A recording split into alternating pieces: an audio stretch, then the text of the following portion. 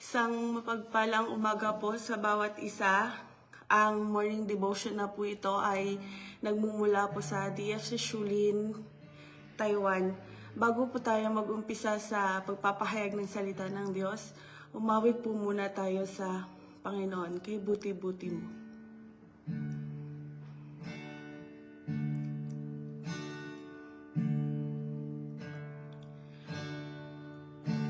Kay buti-buti nyo, Panginoon,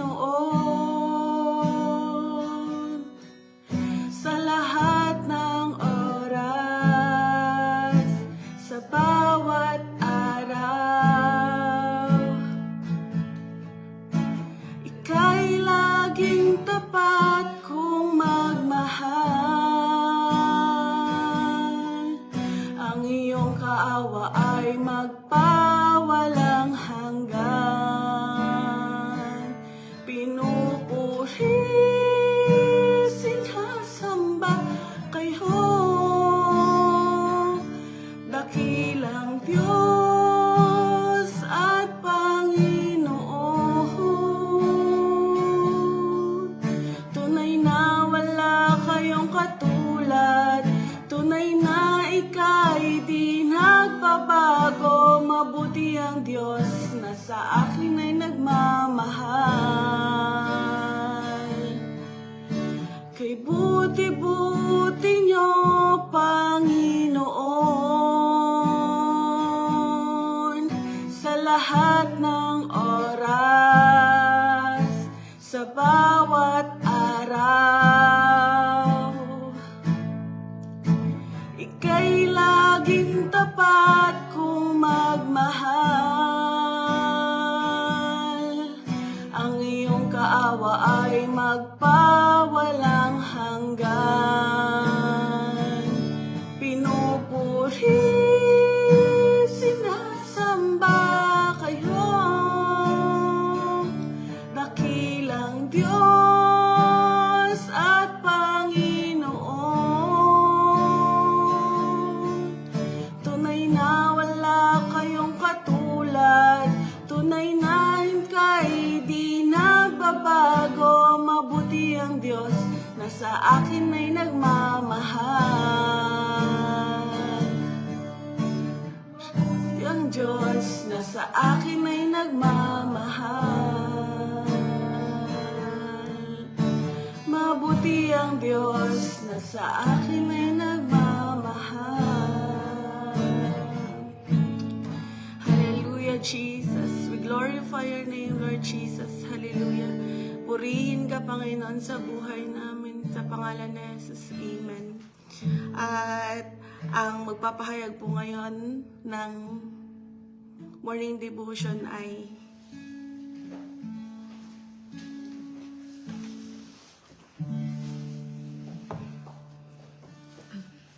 Amen. Purihin po ang Panginoon at magandang umaga po sa bawat isa. At purihin po ang Panginoon sa umaga po na ito na ibinigay niya po para tayo po makapag-aral po ng kanyang salita. At simulan po natin sa panalangin. Tayo po'y pumikit at magbigay po tayo ng papuri sa Panginoon. Hallelujah, hallelujah, Lord. Praise you, Lord. We glorify your name. Hallelujah. Hallelujah, Panginoon. Hallelujah. Purihin kayo, Panginoon, aming Diyos na mabuti. Hallelujah. Tapat at dakila sa lahat. Hallelujah. Pinupuri namin kayo, Panginoon. Yung umaga na ito, kami lubos na nagpapasalamat sa inyo. Nagpapakumbaba, Panginoon, sa pagbibigay nyo ng oras sa amin para makapag-aral po ng inyong mga salita. Kami po, Panginoon, ay lumalapit sa inyo at humihingi ng karunungan na nagmumula po sa inyo.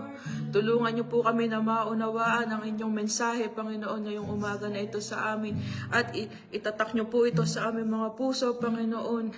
At mayakap namin para masunod po namin ang kalooban ninyo sa amin, Panginoon. Kayo po, Panginoon, na magbigay ng kapahayagan sa amin, Panginoon. Hallelujah. Maraming salamat po sa oras na ito. Tulungan niyo kami, Panginoon. Wala po akong magagawa, Panginoon, kung hindi niyo po ako sasamahan. Hallelujah. Nakikita niyo po ang aking ang limit ng aking kakayahan, Panginoon. Hallelujah. Kaya Ang kalakasan niyo, Panginoon, ang aking hinihingi, Panginoon, ang pagsama ninyo, Panginoon, sa inyo po ako na humihingi ng tulong, Panginoon. Maraming salamat, Panginoon, sa oras na ito. Kayo lamang po maitaas, maparangalan sa pangalan ng Panginoong Hesus. Amen. Hallelujah. Purihin po ang Panginoon at ating pong pag-aaralan ay yung divine regret na kung saan, sabi po dito sa 1 Samuel 15:29, babasahin ko po siya sa English Standard Version po. Sabi po dito, and also the glory of Israel will not lie or have regret, for he is not a man that he should have regret. Amen po rin po ang Panginoon. At dito po, sinasabi po dito na ang Panginoon daw po ay hindi nagsisisi. Dahil siya po ay hindi tao na kinakailangan pong magsisi. Dahil ang Panginoon po ay matuwid at banal. Pero may mga ilang pangyayari po sa Biblia na kung saan nagsabi po ang Panginoon na siya ay nagsisisi. Katulad po ng sinabi sa Genesis 6:6 nung panahon ni Noe, na kung saan sinabi ng Panginoon na nagsisisi siya na nilikha niya ang mga tao dahil sa kanilang kasamaan. At ganoon din po sa 1 Samuel 15:11 na sinabi ng Panginoon na nagsisi siya na ginawa niyang hari si Saul dahil sa kanyang pagtalikod at pagsuway nito sa kanya. Kaya may ilang mga katanungan po na sabi, di ba, alam na ng Panginoon ang lahat. For He is all-knowing. He is omniscient. Pero bakit nakapagbitaw ang Panginoon ng ganitong pagsisisay na sinasabi? Di ba sabi po sa Bilang or Numbers 23:19, God is not man that He should lie, nor change His mind. Hindi po nagbabago ang isip ng Panginoon. Dahil siya po ang Alpha at Omega. And He make known the end from the beginning. Nalalaman niya po ang simula at katapusan ng mga nangyayari. Kaya sinasabi ng mga tao, alam niya sinasabi na nalalaman ng Panginoon kung ano yung mangyayari sa hinaharap. Hindi niya ba ini-expect na gagawin ng tao sa kanya yung mga bagay na yun para magsisi siya? Yun po yung tanong nila. Sabi, does God's regret contradict Him being omniscient or all-knowing? Hindi niya ba alam na gagawin nila yun sa kanya? Given His foreknowledge, 1 John 3:20, nalalaman niya ang lahat. Nalalaman po ng Panginoon ang lahat ng bagay. Katulad po ng sinabi ni David doon sa Psalm 139. Sinabi po ni David doon, alam ng Diyos ang lahat ng patungkol sa Kanya. Lahat ng Kanyang iniisip at gagawin. Ultimo po yung mga salita na hindi pa niya nababanggit ay nalalaman na po ng Panginoon. Kaya, how come God regret or felt regret in those times?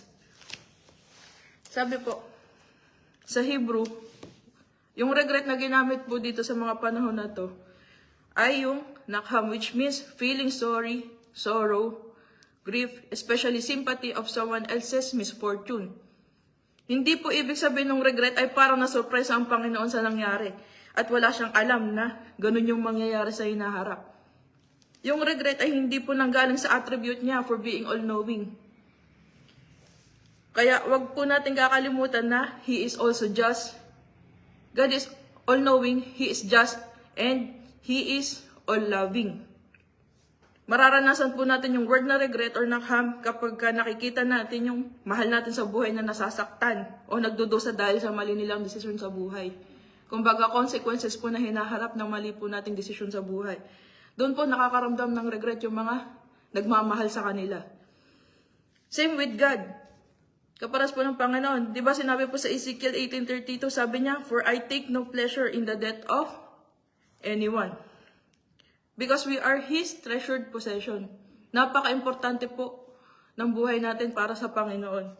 Pero dahil sa katigasan ng ulo ng tao, kinakailangan niya tayong parusahan. Yung sa panahon ni Noah, kung ang Panginoon po ay all-knowing lang at hindi po siya mapagmahal, masaya niya lang po lilipulin ng tao. Kasi magiging tingin niya, dapat lang yun sa kanila. Kasi matitigas ang ulo nila, mga makasalanan sila. Kaya gagawin lang niya kung ano yung nasa kautusan. Wala siyang pakialam, maubos man ng tao. Kaya, but since He is all-knowing, He is just, He is all-loving. Not just all-loving. God is love. Which means, He is heavenly, emotionally invested sa atin po. Hindi po natin pwedeng ikahon ng Panginoon na kapag ka-all-knowing, ganun lang siya. Hindi na siya nakakaramdam ng kalungkutan, ng pagdudusa kapag nakikita niya yung mga ginagawa natin sa mga sarili natin. Kasi ang Panginoon nagbibigay sa atin ng mga magagandang bagay, ng mga pagpapala sa atin. Pero ang nangyayari po, nakikita niya sinisira natin yung buhay natin sa kasalanan. Doon po nagkakaroon siya ng kapighatian. Kaya sabi po, lahat po ng attributes niya ay nakabalanse. Lahat kung saan ay hindi maaabot ng pag-iisip po ng tao dito sa mundo. Kaya madalas po ang dami pong nadadaya. Kasi ganun yung paraan ng pagkilala nila sa Diyos. Sasabihin na alam na ng Panginoon lahat. Mapagmahal naman siya, kaya okay lang na hindi na tayo magbago. Okay lang na hindi na tayo magsisi. Okay lang na hindi na tayo magpakumbaba. Alam na kasi ng Panginoon lahat eh. Kapag mahal naman siya, kaya okay lang magkasala tayo, kaliwat kanan, mag-away-away, magchismisan, pumatay, makipagrelasyon sa kapwa-kasarian, makipagrelasyon sa hindi natin asawa, pumatay, magnakaw, magsinungaling. Hindi po, mali po. Hindi po ganon yung purpose ng pagiging all-knowing ng Panginoon. Kumbaga, tawag dito, naaabuso po natin. Yung grace ng Panginoon ay binibigay niya sa atin. Kaya, sabi po, mapagmahal naman siya, kaya okay lang na, yung mga gawin natin, yung mga ganung bagay. Wala patatawarin tayo ng Panginoon. Hindi po totoong pagmamahal yung kapag ka ganun. Hindi po totoong pagmamahal yun. Karakter po yun ng pagiging walang pakialam. Kasi minsan, ang akala po kasi natin, ang kabaligtaran ng love ay hate. The exact opposite of love is apathy. Which is yun nga po, ang walang pagiging pakialam sa kapwa natin. Example po natin si Jonas. Alam niya yung pinapagawa ng Panginoon sa kanya, kung bakit yun ang purpose ng Panginoon sa kanya. Noong time na yon. Kailangan niyang balaan yung mga taga-Ninive. Dahil dadating yung panahon na kinakailangang lipulin ng Panginoon yung mga tao doon dahil sa kasamaan nila. Wala siyang pakialam, kaya tinakasan niya. Kasi ang iniisip ni Jonas, dapat lang yun sa kanila kasi makasalanan sila. Nakakatakot po kung naging ganun ang kaisipan ng Panginoon. At hindi siya all-loving. Buti na lang po, hindi po natin kaugali ang Panginoon. Kasi grabe po ang dadanasin natin. Patay kung patay kapag ka makasalanan ka. Kaya minsan din po, ang apathy din po ay isang pagbabalat kayo ng grace. Alam na ng Panginoon yan, kaya pabayaan na natin. Minsan, parang tawag dito. Minsan, kapag nagkakasala ang tao at sinasaway sila, akala nila, kinokondem.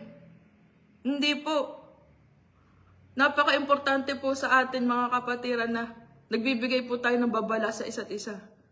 Kasi alam natin na lahat ng ginagawa nating mali sa paningin ng Panginoon, may consequences po sa hinaharap.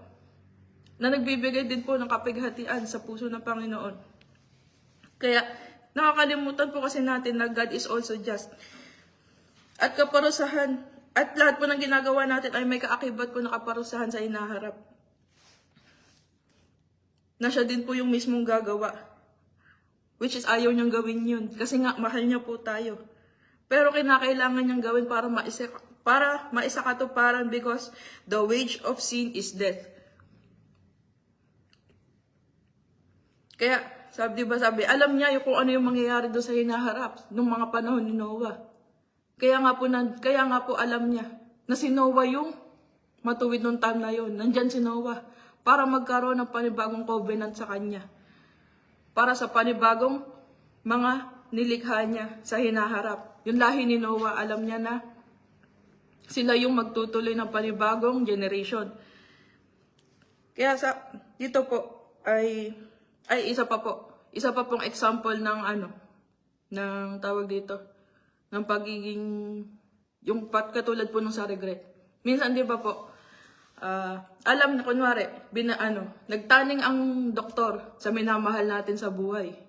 Sabi niya, hanggang 4 na buwan na lang or 4 na taon na lang yung buhay ng minamahal mo sa buhay. Ngayong alam natin na 4 na buwan na lang, pagdating ng 4 na buwan, hindi na po ba tayo masasaktan nun? Di ba? Sa atin na nga lang po mga tao, hindi po kumbaga nalalaman natin, nagkakaroon po tayo ng idea sa hinaharap. Hindi na po ba tayo masasaktan pag namatay na yung dumating na yung 4 na buwan na taning at namatay nga? Nasasaktan po. Kaya yung regret ng Panginoon na hindi po dahil wala siyang alam, kundi dahil minamahal niya yung mga kinakailangan niyang lipulin ng panahon na yon. At para mas maunawaan po natin, ito po yung difference ng regret ng tao sa regret ng Panginoon. Unang-una, man's regret focuses on the past. God's regret focuses on the future. Sabi, man's regret ay sa kung ano yung nagawa niya at kung pwede lang niyang baguhin yung sitwasyon, babaguhin niya. God's regret ay sa kung ano yung dapat niyang gawin sa sitwasyon. Or kung ano yung consequences ng tao na dapat niyang parusahan na yun. Sabi dun diba sa Genesis 6, tingin ng tao na regret dito ay pure disappointment ng Panginoon sa tao. Pero ito po ay sa kung ano yung nakatakda niyang gawin sa mga nilalang niya na mahal niya at gusto niyang iligtas. Pero dahil nga sa kasalanan at pagsuway sa kanya, katigasan ng ulo na ayaw lumapit sa kanya, kinakailangan niya po silang lipulin. He has to wipe them all. Wala pong matitira. Maliban dun kay Noe na kumilala sa kanya. Kaya parang pagmamahal po ng magulang sa anak. Pero kailangan po ng magulang na disiplinahin yung anak niya. Hindi po nagsisisi ang magulang na ipinanganak niya yung anak niya. Minsan yung regret nararamdaman ng magulang is yung kinakailangan niya disiplinahin yung anak niya sa paraan na masasaktan yung anak niya. Doon po nagkakaroon ng kapighatian yung mga magulang. At ganun din po sa Panginoon. Yun nga lang po, mas matindi po kapag Panginoon ang nagdisiplina sa tao. Pangalawa po, man's regret focuses on his sin. God's regret focuses on his holiness. Sinasabi ng tao, I am a sinner and I have sinned. Sana pwede ko pang ibalik yung oras para maitama ko. Para maitama ko yung mga nagawa ko, para mabago ko yung mga choices ko. Nagawa ko to kasi iniisip ko lang yung sarili ko. Kung baga ganun lagi, nagpo-focus siya lagi dun sa mga nagawa niyang kasalanan. Pero ang Panginoon po, sabi ng Panginoon, siya ay banal at matuwid, kinakailangang maisaayos ang lahat. At ang lahat ay magaganap at gagawin niya dahil yun po yun sa kabanalan niya. God is holy, just, loving, forgiving, gracious, patient, and merciful. Lahat po ng aspects na to ng Diyos ay hindi po nagko-contradict sa isa't isa. Na ipapakita po yan in perfect harmony sa lahat ng sitwasyon, including po yung baha nung time ng Genesis. Sabi po dun sa verse 7 sa Genesis, di ba? Nilipon ng Diyos ang lahat ng tao kasama mga hayop sa lupa at sa himpapawid. Dahil yun sa sukdulang kasamaan ng tao at pagiging banal ng Diyos. Si Noah po ay bunga ng grace ng Panginoon. Tagapagpahayag po siya sa tao ng katuwiran, ng kabanalan at pagbibigay ng babala na kinakailangan maitama yung relasyon ng tao sa Panginoon. Yung arko ay grace din po ng Diyos. Yung haba ng panahon na kung saan ginagawa yung arko, at the same time nangangaral si Noe para maitama yung relasyon ng tao sa Panginoon, ay another grace ng Panginoon sa tao. Kaya nagbigay ng grace at patience ang Panginoon sa mga panahon na yun, pero walang tumugon maliban sa pamilya ni Noe, na nakita din ng Panginoon. Pagiging makatarungan ng Diyos yung nagsara sa arko. Dahil kung sino yung tumugon sa Kanya, yun lang po ang maliligtas. Kaya ano man yung consequences na haharapin ng tao dahil sa kasalanan, hindi po pwedeng sumbatan ng Diyos. Dahil nagpakita siya ng habag at biyaya bago magbigay ng justice. Pangatlo po, man's regret is surprised by sad outcomes.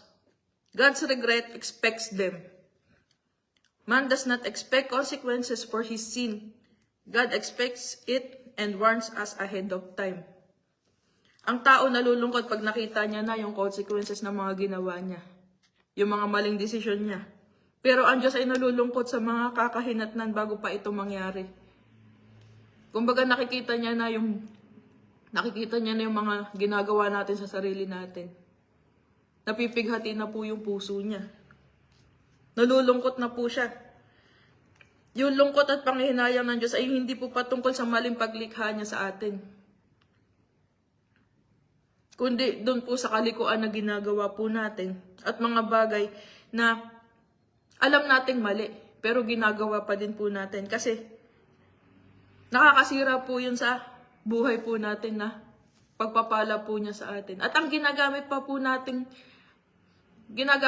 natin na paninira sa buhay po natin ay yung pagpapala din ng Panginoon sa atin. Yung pera, yung karir, yung mga tao sa paligid natin, nagiging tool para masira po natin yung buhay natin dahil sa maling pamamaraan ng pagtanggap po natin dito. Kaya, napakalaki po ng kaibahan ng regret ng tao sa regret po ng Panginoon at hindi po natin pwedeng ikumpara yung ugali po natin sa ugali po ng Panginoon dahil napakalawak po ng pag-uugali ng Panginoon kumpara po sa pag-uugali po ng tao. Amen. At nais ko pong magtabos po dito sa verse po na to. Makipagbukasan po kayo sa akin sa Revelation 22. Pinakahuling verse po ito. Revelation 22, verse 12 to 13. Sabi po dito, sinabi ng Panginoong Jesus, makinig kayo. Malapit na akong dumating. Dala ko ang aking gantimpala para sa bawat isa ayon sa mga ginawa niya. Ako ang Alpha at ang Omega, na ang ibig sabihin, ang una at ang huli, o ang simula at ang katapusan ng lahat. Amen. Purihin po ang salita ng Diyos. To God be all the glory. Tayo po ay manalangin. Hallelujah, hallelujah. Purihin kayo, Panginoon, aming Diyos, na mapagmahal, na nakakaalam ng lahat ng bagay. Hallelujah. Hallelujah. Panginoon, maraming salamat po sa habag ninyo, sa pag-ibig ninyo sa amin, Panginoon. Kami po'y lubos na nagpapakumbaba sa inyo. Humihingi po kami ng tawad, Panginoon, sa lahat na nakikita nyo na ginagawa namin, na nakakapagbigay po, nakapaghatian sa inyo. Panginoon, bigyan nyo po kami ng kapatawaran. Hallelujah. Turuan nyo po kami na maisaayos ang lahat. Hallelujah. Turuan niyo po kami, Panginoon, na masunod po yung kalooban ninyo sa amin. Turuan niyo po kami, Panginoon, na yakapin po yung mga bagay na ipinapakita niyo na kinakailangan po namin baguhin sa buhay po namin. Hallelujah. Maraming salamat po, Panginoon, sa mga panahon na kinakailangan niyo po kaming disiplinahin sa paraan na nasasaktan kami, Panginoon. Pinagpapasalamat po namin ito, Panginoon, dahil kung hindi po namin mapapansin na kamatayan na pala yung magdadala sa amin sa mga ginagawa po namin, Panginoon. Hallelujah. Ipapasalamat po kami sa dakilang yung pag-ibig sa amin, Panginoon, sa patuloy na pag-unawa ninyo sa amin, sa pagtitiis, Panginoon, sa mga pag-ugali namin, sa mga ginagawa namin, Panginoon. Pero patuloy niyo po rin po kami minamahal. Lagi kami, Panginoon, na sa inyo umaasa, Panginoon. Hallelujah. Dahil alam namin, Panginoon, na kayo lamang ang may kakayahan na makapagpabago sa amin. Hallelujah. Panginoon, lumalapit kami sa inyo. binibigay namin sa inyo ang aming buhay, ang aming puso, Panginoon. Itama niyo po ang lahat. Tulungan niyo kami, Panginoon, na maitama anuman po yung proseso, Panginoon, para mapabuti, Panginoon, ang aming buhay na nakaayon sa kalooban niyo, Panginoon. Bigay niyo po sa amin, Panginoon, yung pamamaraan ninyo. Tulungan niyo kami, Panginoon, na mamatay sa aming mga sarili at mabitawan po namin, Panginoon, yung mga bagay na hindi po nakakatulong at nakakasama lamang po sa amin, Panginoon. Maraming salamat po, Panginoon, sa mga pagpapala ninyo, Panginoon. Na patuloy niyo pa rin ibinibigay sa amin, Panginoon, sa kabila ng lahat na nakikita ninyo, Panginoon, na hindi nakakatuwa, Panginoon, sa buhay namin. Patuloy niyo kami pinagpapala, iniingatan at minamahal. At lubos po namin ipinagpapasalamat ito sa inyo. Kayo po palagi, Panginoon, ang palagi namin maitaas sa buhay namin. Tulungan ninyo kami, Panginoon, sa biyaya at habag ninyo, Panginoon. Gawin niyo kaming ilaw, Panginoon. Magkaroon kami ng pag-ibig na katulad ng sa inyo, Panginoon. Maraming salamat po sa oras na ito, Panginoon. Nakikita niyo pong lahat ng bagay, nalalaman niyo pong lahat ng bagay sa hinaharap. At alam po namin, naniniwala kami, Panginoon, ang salita ninyo, Panginoon, ay hindi lang basta salita, kundi ito po ay nananahan sa aming mga buhay. Hallelujah. Ito po ay tatanim sa amin at matatandaan namin, Panginoon, sa tuwing nagkakaroon kami ng pagkakataon na makakagawa kami, Panginoon, ng kasalanan. Maalala po namin kayo lagi na napipighati kayo, Panginoon, sa mga ganong pangyayari sa buhay namin. Kaya maraming salamat po, Panginoon, sa oras na ito, sa katagumpayan po ng inyong gawain.